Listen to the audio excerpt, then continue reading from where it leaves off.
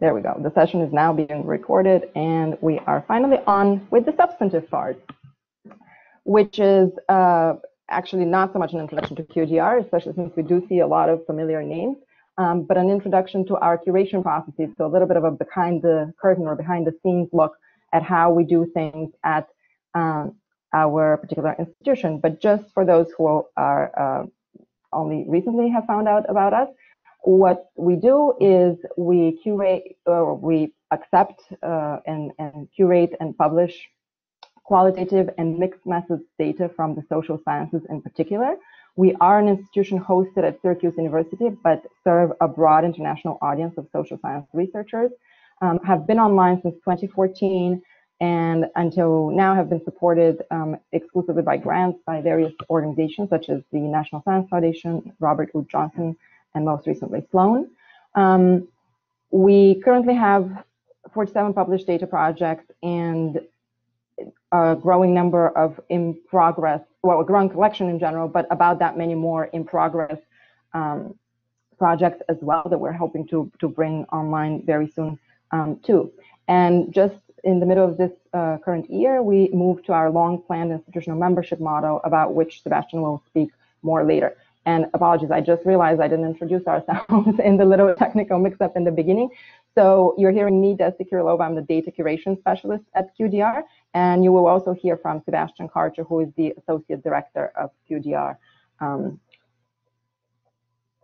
The other housekeeping thing that I wanted to make sure I note is, as you listen to our presentation, if you have questions, please feel free to type them in the chat window.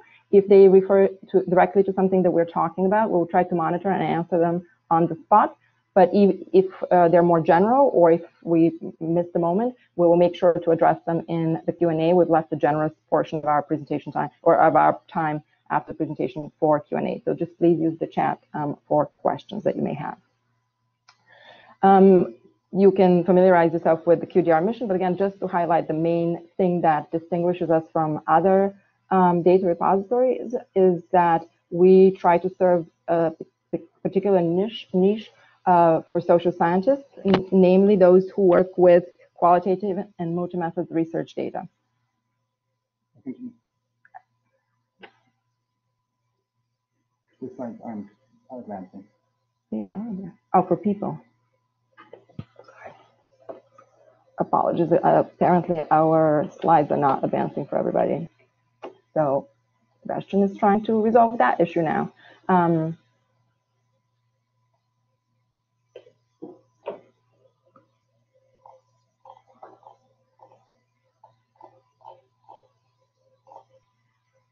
I guess I can say a few more words even without you necessarily looking at the slides. But as you can imagine, qualitative and multi-methods data come in a lot of different forms and formats. When you do see the slides, the next one illustrates some of them visually. The vast majority of things that our projects consist of are interview transcripts and focus group transcripts. But there's a lot of, I think now everybody should be seeing the right slide, sorry. So the vast majority are interview transcripts and focus group transcripts, but we have videos, we have handwritten documents, scanned documents, a lot of governmental documents. And because we do serve an international audience and a lot of projects cover different parts of the world, a lot of the documents are also in different languages, which is always interesting and fun to work with.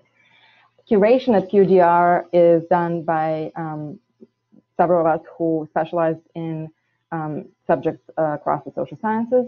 We really pride ourselves on working very, very closely with our depositors in an interactive process from beginning to publication.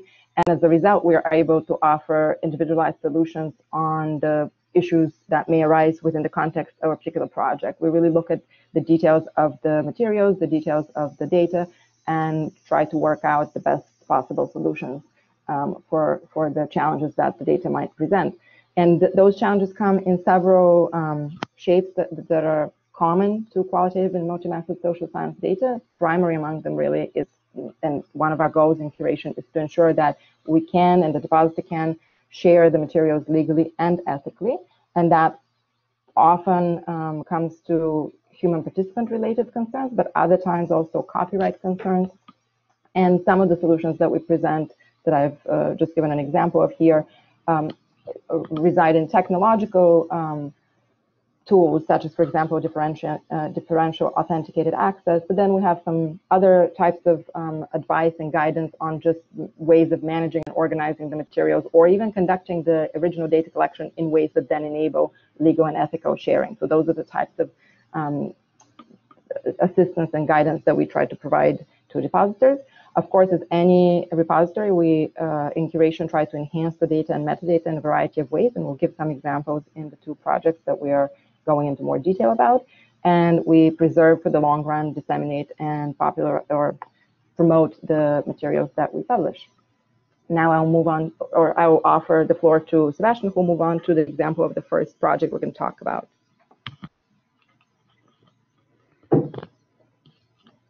All right, a tale of 2 data projects. So this is the first data project that we're going to talk about. This started when Killian Clark, a political scientist, approached us early this year, and he had just gotten an article accepted into the journal Perspectives on Politics, which is a widely read political science journal with a focus on relevant in the sense of relevant to contemporary political debates, political science, and with this also strong focus on qualitative work, so really ideally suited for the types of data that we work with. The article is on a protest in Syrian refugee camps, and the basic puzzle that Killian tried to address is why and when do refugees, so the dispossessed people with very little political power, protest? And the initial motivating puzzle of the article was that was quite common in Jordanian refugee camps, but not in Turkey and in Lebanon. He got to us encouraged by the editors of Perspective on Politics, who had encouraged him to share as much as possible of the data used in this article as part of a broader trend of transparency within political science. So what are the data? What are we talking about? Clark had 3 different sorts of data. The first one, and this is in his words, are source documents from humanitarian agencies. The second one is contentious event data, and I'll talk more about exactly what that is later. And then the third one are 87 original interviews that he conducted in the camps with both refugees and aid workers in the camps. Each of these 3 data sources pose particular problems, or challenges rather. So for the source documents, we had to make sure that we actually knew where exactly they were coming from. Since these were longish documents, there was the question of copyright. Were we even allowed to share these or reproduce these publicly? For the event data, there was a whole host of challenges. There's the question of how does one preserve such data, and as you're going to see, this is mostly social media data, which also means conditions of use of the specific services are a question. Social media data has seen a lot of debate about the ethics of sharing such data, so that was a relevant question. And finally, copyright applies here too. And then thirdly, the original interviews he conducted, and they're the very obvious concern, adequate protections for human participants. And right out of the bat, that was ruled out both by Clark and by us. The consent that he used with them promised him to keep the data secure and only to himself. And really, if you think back to the refugee crisis in 2015, these were people fleeing ISIS. That certainly seemed the common sense thing to do. And so there was never really a discussion about sharing that part of the data. So source documents, what are we talking about here? So a lot of this were UNHCR reports of different kinds, and the bulk of this were meeting minutes, such as this one from one of the refugee camps, various committees, governance committees in the camps. Then there were also a couple of more professionally produced publications, mostly again by UNHCR, about the refugee camps and the work that the organization does there. Now, if you look on the UN and UNHCR sites, all of their documents by default are under copyright, and you have to request permissions to use and reproduce, or to reproduce those documents anywhere publicly.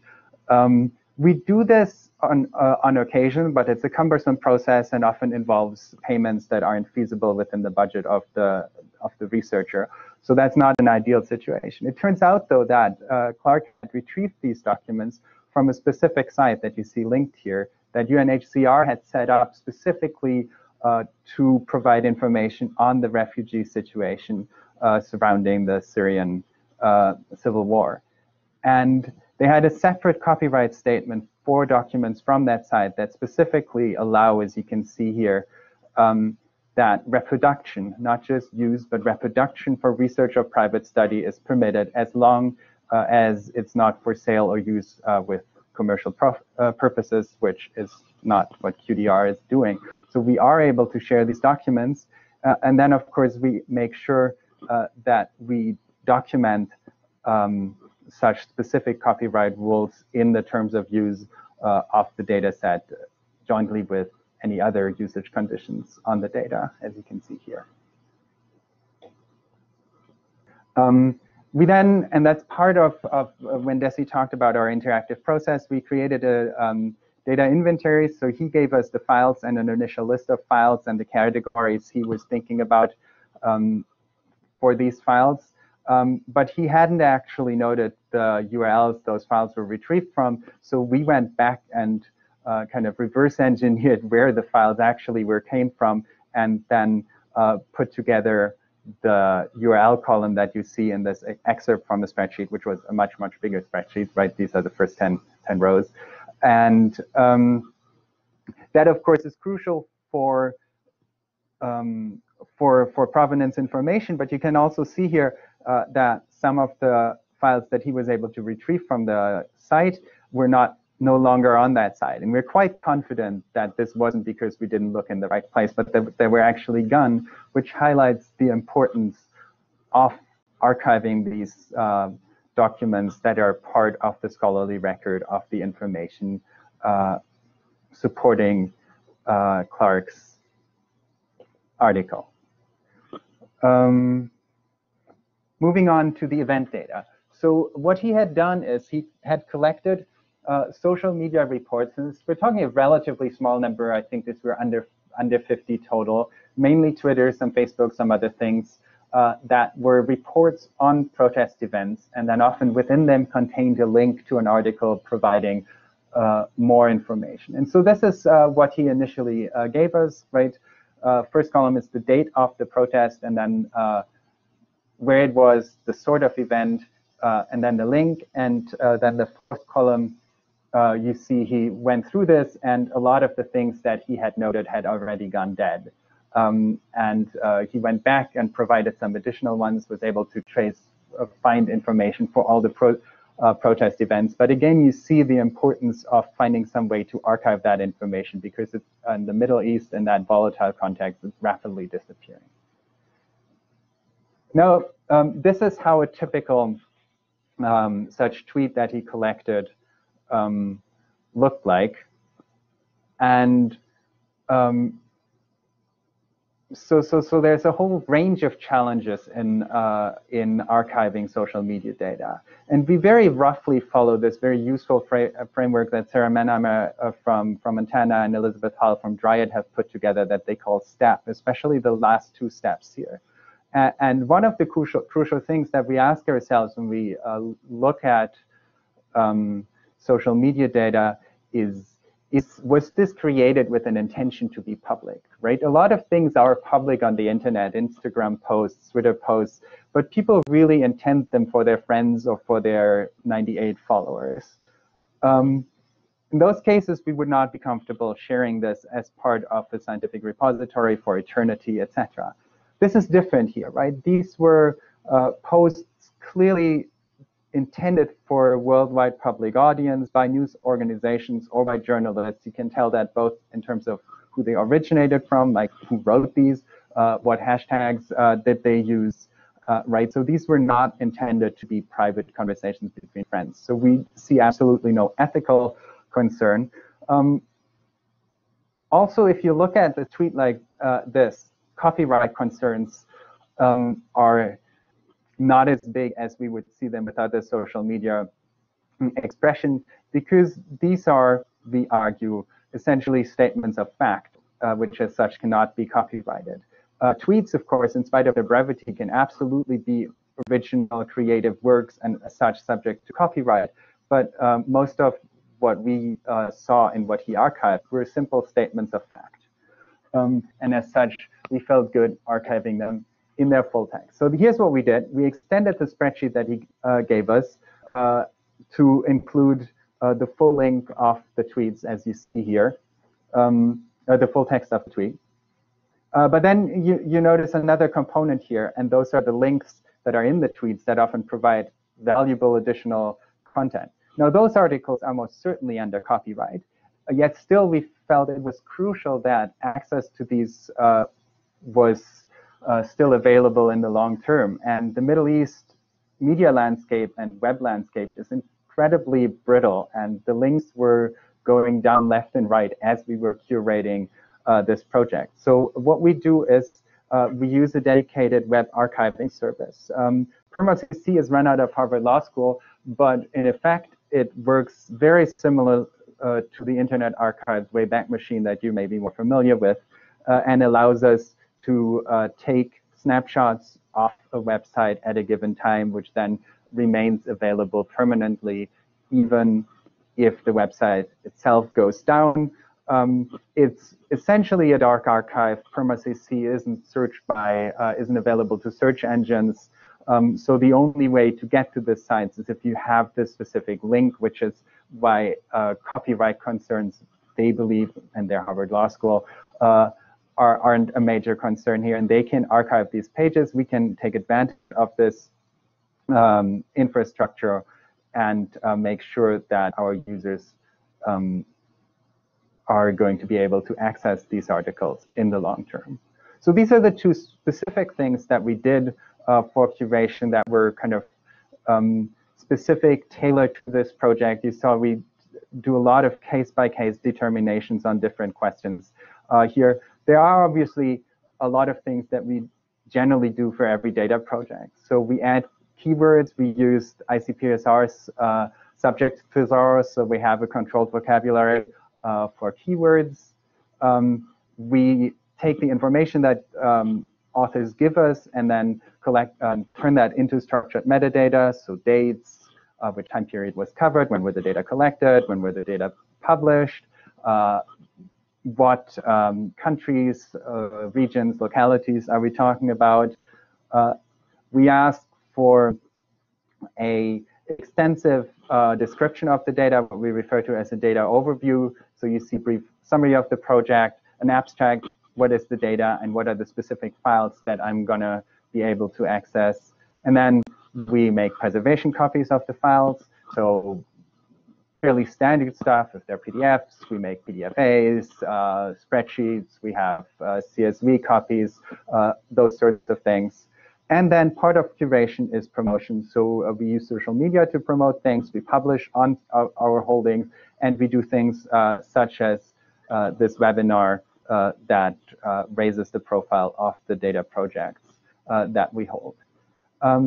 Now, we consider Clark a project like this of fairly standard size. This is still, as you hopefully realize, a reasonable amount of work, but this is kind of our daily bread and what we consider a standard size data project. Occasionally, we get significantly larger projects, and Desi is now going to talk to you about an example of such a project.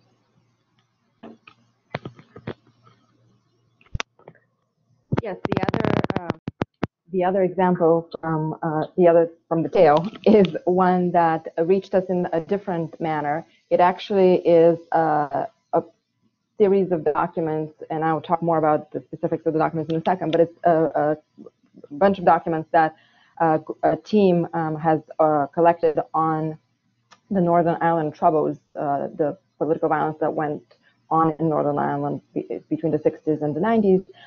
And they were actually looking for a more permanent home for the materials than what their own website could provide, and better findability by others. They really wanted to promote these materials for other researchers and even just for interested individual citizens.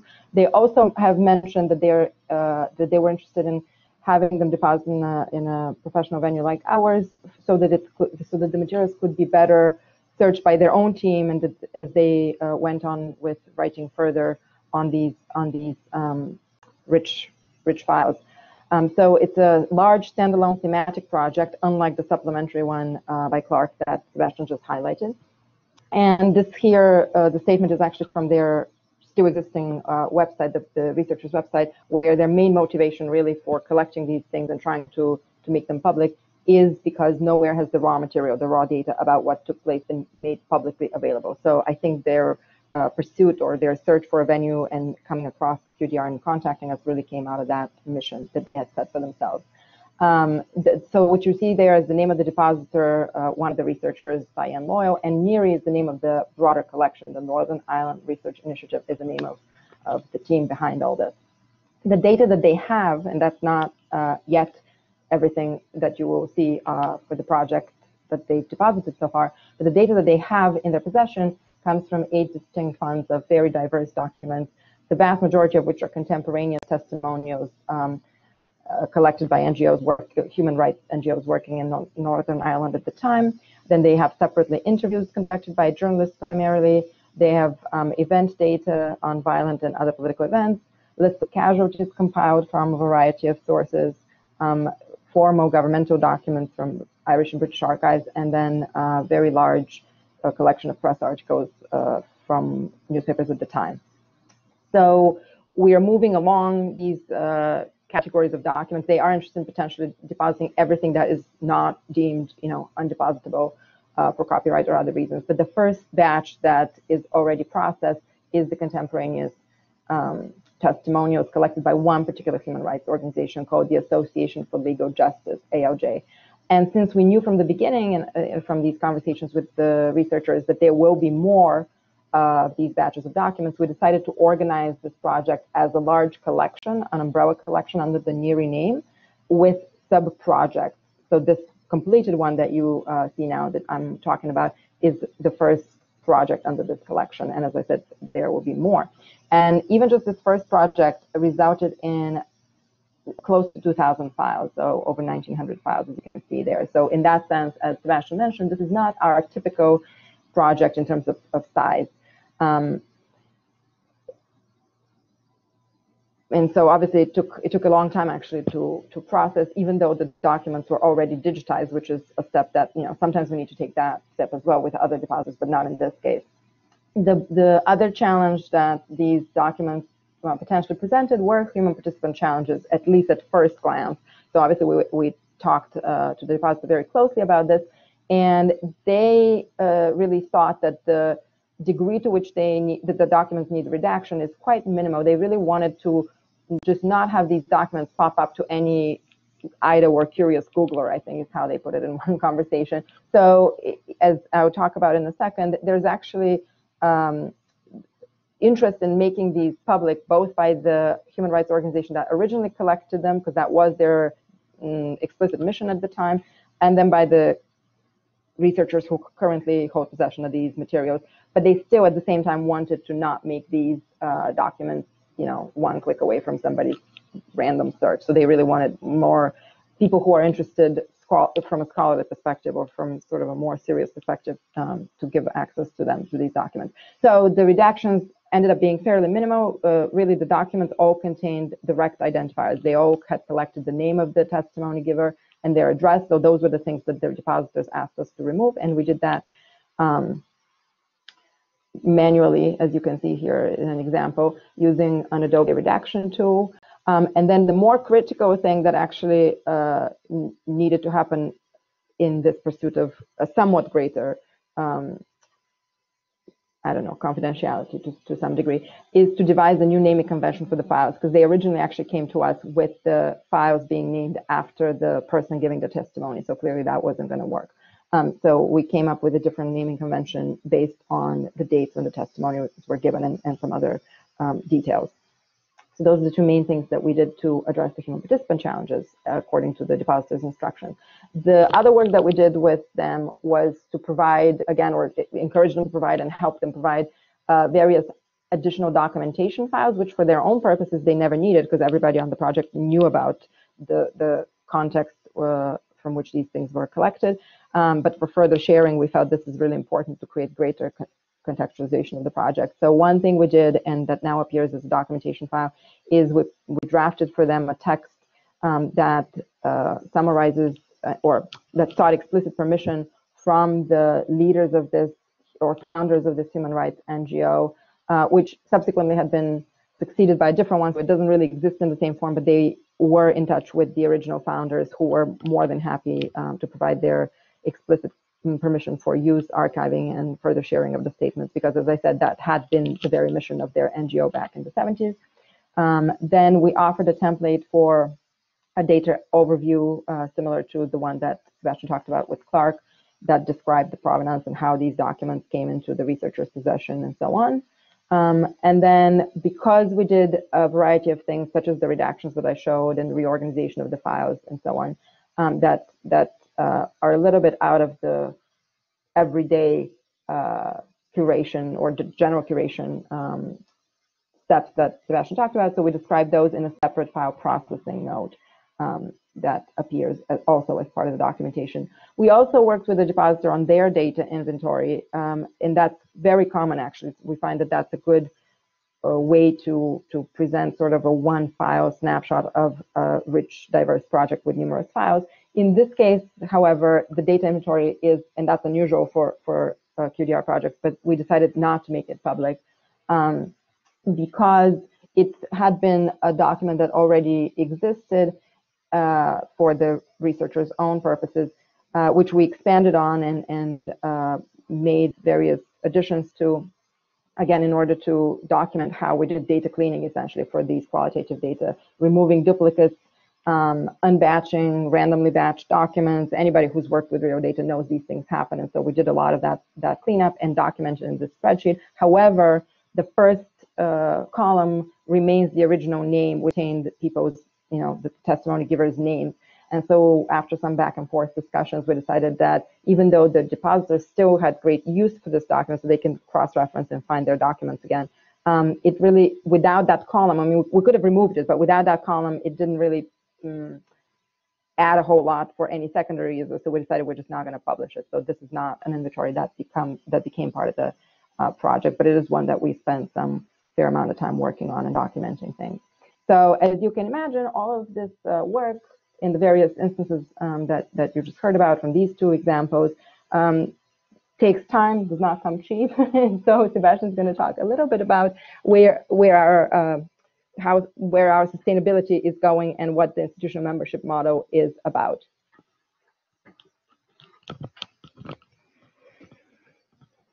So institutional membership was part of QDR's sustainability model from its origins, which go back to, I think, the early 2010s. And the original idea was a pay-for-access sort of model, right? So you need institutional membership in order to access shared data.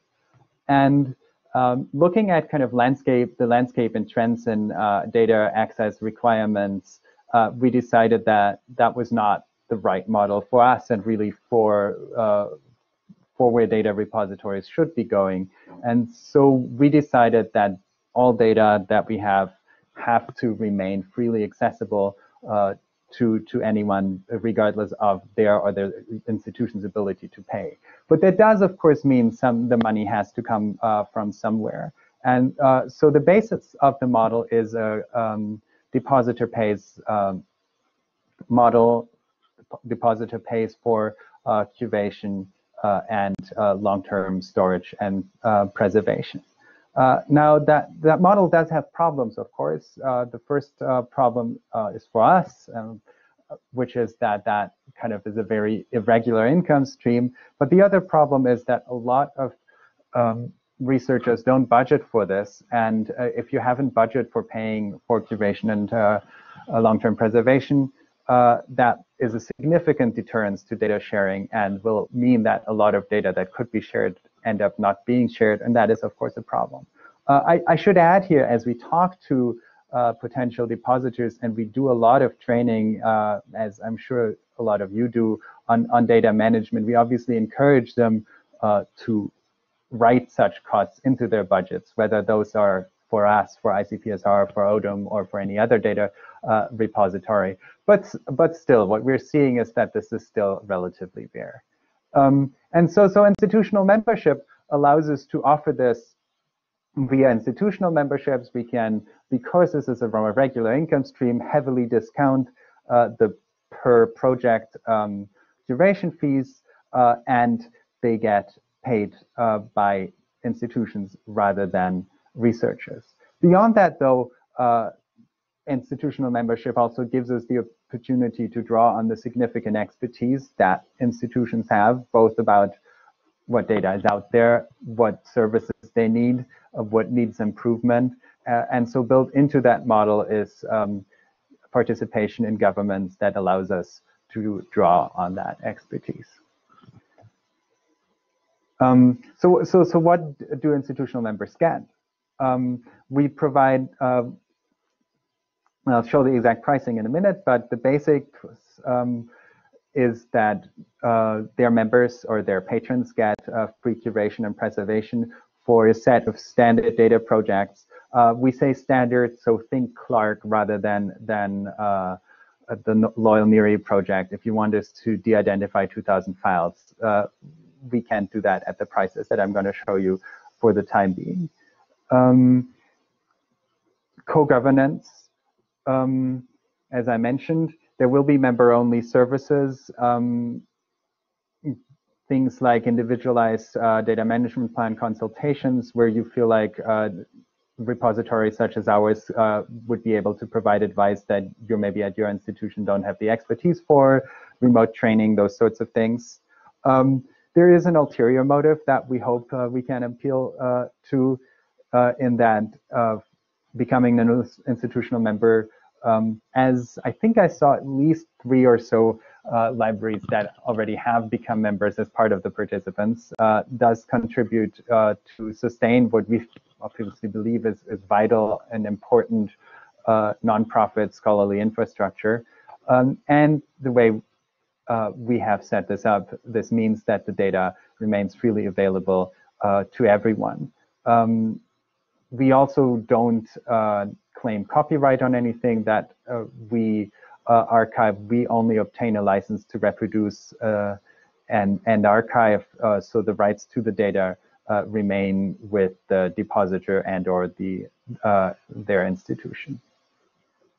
So what does this cost? Well, for this year, this is a bargain. The original fee was $500. For the remainder of the academic year, we've discounted this for $375, which is kind of a great trial period price if you want.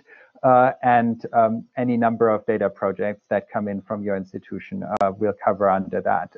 This is possible because we're still, as Desi mentioned, under significant grant funding, so this isn't our only source of revenue.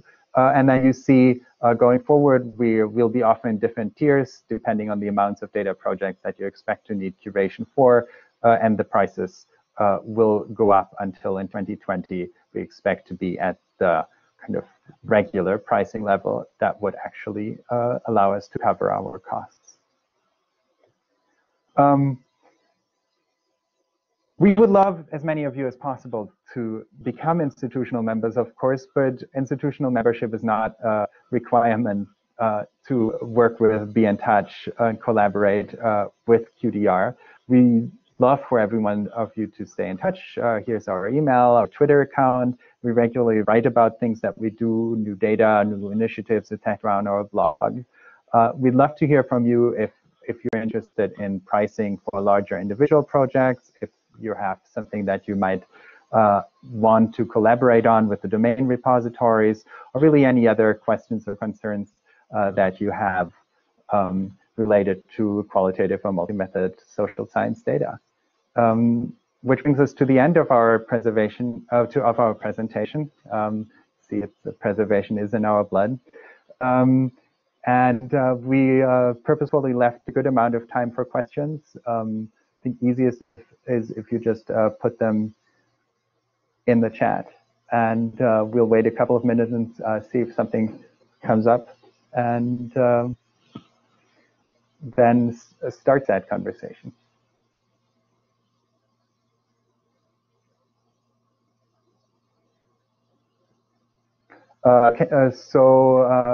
Marjorie asks, can we enter at the lowest tier, then move up as we have more we want to deposit?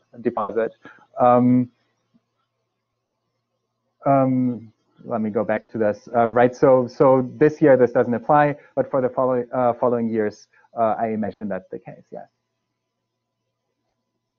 Which disciplines are represented in QDR? So QDR has a very interesting kind of origin story in that its original funding came from NSF's political science division. So we are very political science heavy in our original data collections, but we've made great strides in diversifying. So we have now a good amount actually of public health data, which is very interesting. We have some education data. We have some anthropology. I think we have some sociology. And I think that's currently what we have. But yeah, so essentially across the social sciences and a diversifying portfolio.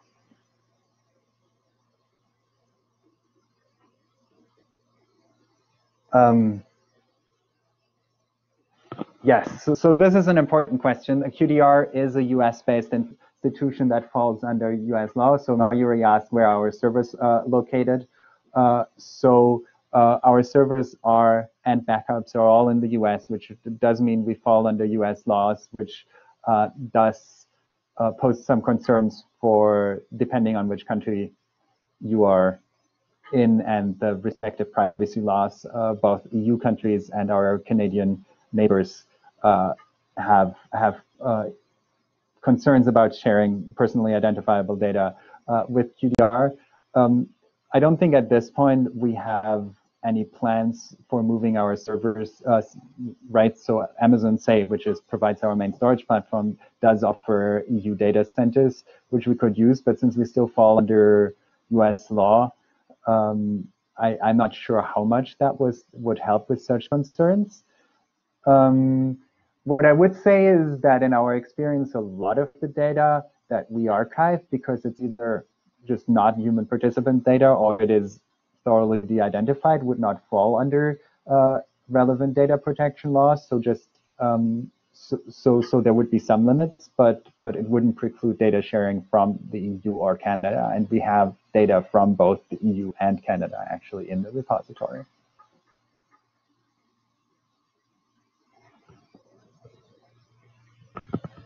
While we're waiting to see if there are other questions from you, I wanted to go back to Shanda Hunt's question about the discipline. So Sebastian told you some of the additional beyond political science, more recent projects that we've gotten. We do also have, I mean, we think of the social sciences very broadly. That's what really ultimately I want to say. So there's things from environmental science that have come to us. Currently, we're in conversation with people from humanities departments. So we are very open to working with researchers from a wide variety of relevant disciplines, even if they're not firmly, listed in their university's catalog under the social sciences. So I want to, if you yourself are researchers or have patrons of your institution that may be interested in depositing some materials but are not sure they're exactly social scientists, send them our way. We'll be happy to discuss and assess together.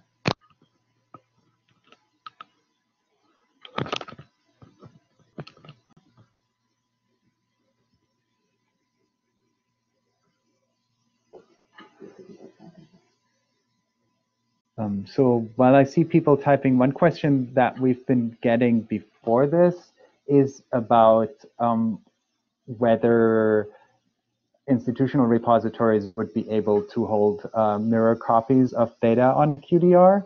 And as I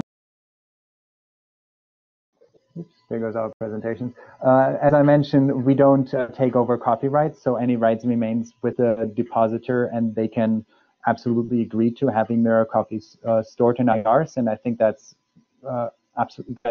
can be a very interesting model. The conversation that we'd need to have is about what makes logistical sense, right? How do we link the data so that they don't appear twice in data catalogs, that there aren't two authoritative copies, those sorts of things. So we want to make sure that the metadata and the cross-linking is well aligned, but that's something we do. Emily asked, what kind of standards or guidelines for de-identification do you follow? We have advice for depositors on our website. The general rule is that we give guidance on de-identification, and we can help with it, but we do reviews of. But the ultimate responsibility remains with depositors. The reason for this is that de-identification is often highly contextual. What is re-identifiable is really depends on local context, and local context that only researchers that know the local conditions are able to properly assess. So we do have kind of things we look for and a very close eye and some training in going through this, but we do not take ultimate responsibility. So again, this is a dialogue with depositors. Depositors show us what they think, we go through it and flag some additional things, right? This combination of dates and locales that you provide is probably too disclosive, those sorts of things.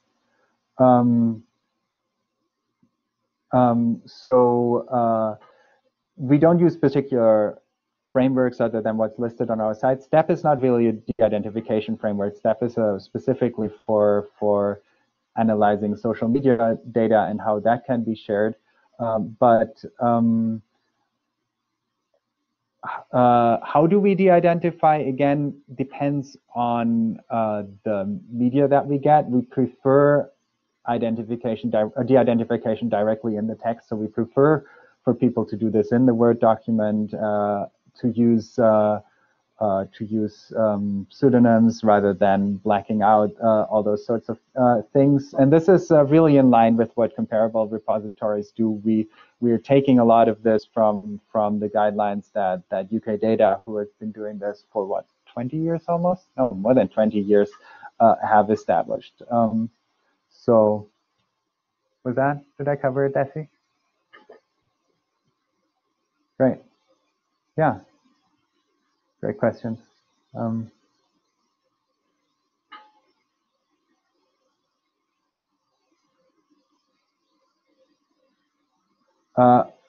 long do you keep the data, and what makes QDR different from ICPSR?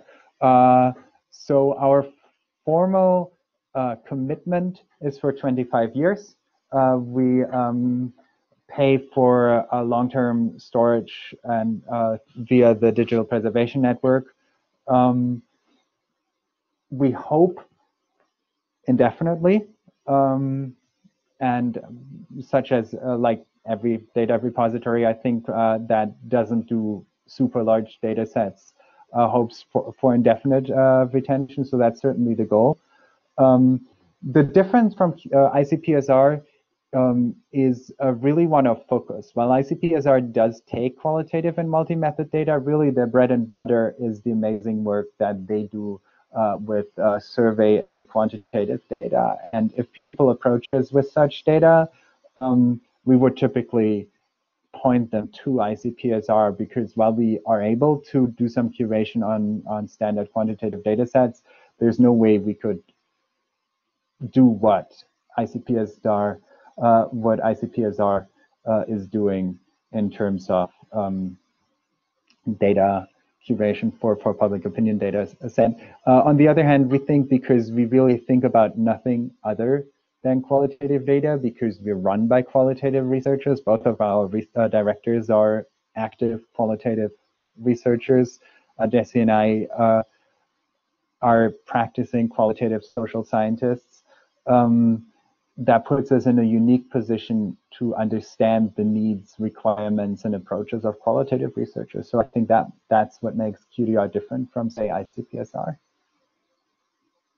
Sergey asked, do we provide any self-archiving services? No, there's two reasons for that. One, it's a crowded field. You know, there's Zenodo, there's Figshare, there's Harvard Dataverse. So you have all sorts of open ICPSR. There's all sorts of free self-archiving services. And for small institutions such as ours, we really wouldn't have a good way to compete in that space. The other reason, though, is that we find qualitative researchers are often not well equipped to share data. So we do a lot of hand-holding, and between us, we also will prevent a fair amount of small disasters. So we frequently, and we'll actually planning and publish about this, we are not infrequently approached by people that want to share data that we feel would be absolutely unethical to share, where people have, for example, promised to never share the data outside their research team in their informed consent script. And we have to say, no, that's devastating for data repository, but we see playing that role in keeping data sharing safe as one of our key functions. And that's the other reason why we believe curated data sharing is so important, in particular for qualitative social science, where data sharing has less of a tradition. It's a great question, though. If we could take one more question, but I think we've also kind of gotten a really nice set of questions about the different aspects of what we do. I'm seeing one more person typing.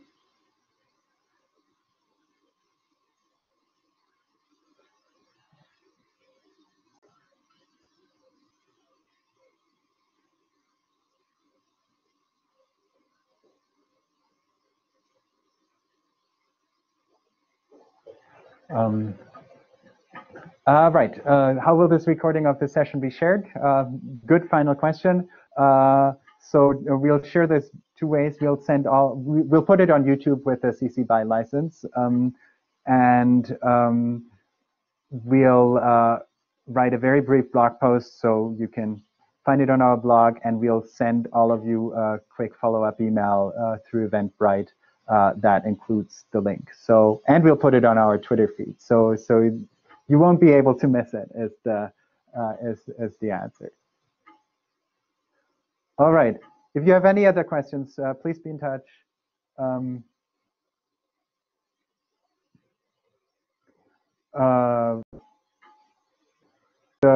The questions on the standard project, we assign that with about up to 20 hours of assessed curation work. So that's the quick answer on that. And if you want more details on this, we're happy to follow up with you by email. Thank you, Emily, and thank you so much, everyone, for attending. And we look forward to hearing from you.